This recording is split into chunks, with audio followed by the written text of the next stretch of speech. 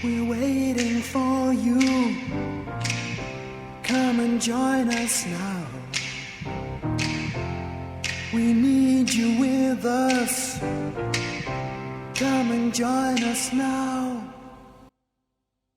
Where the Sour Turns to Sweet, 1969. Genesis. In June 1969, Genesis released their third and final single for Decca Records, Where the Sour Turns to Sweet, backed with In Hiding. It was intended to spark interest in their debut LP From Genesis to Revelation, but like its predecessors, it went largely unnoticed. From Genesis to Revelation.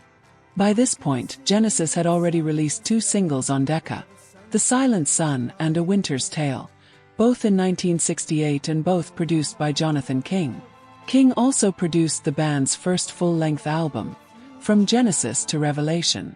The lineup at the time featured Tony Banks, keyboards, Peter Gabriel, vocals, Anthony Phillips, guitar, Mike Rutherford, guitar, bass guitar, and John Silver, drums.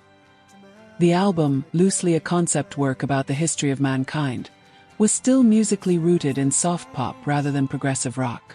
Much to the band's dismay, King added string arrangements to many tracks, softening the overall sound and steering it further from the band's original vision. Like the singles before it, the album failed to attract significant attention. In an effort to salvage interest, Decca decided to release a third single from the LP, Where the Sour Turns to Sweet. Where the Sour Turns to Sweet. The track had actually been part of Genesis's live repertoire for a while.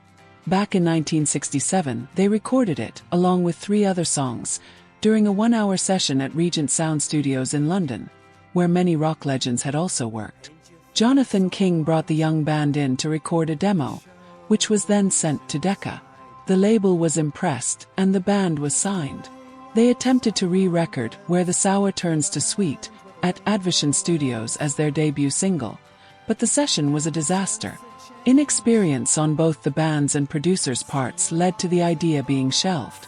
Instead, The Silent Sun and A Winter's Tale were released the following year, along with the full album in 1969.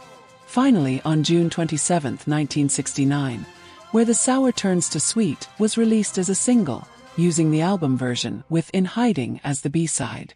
It became Genesis's third and last Decca single. Like the others, it failed to chart. There were even plans to release a remixed version of In the Beginning as a 4th single, but they never materialized. Musical highlights.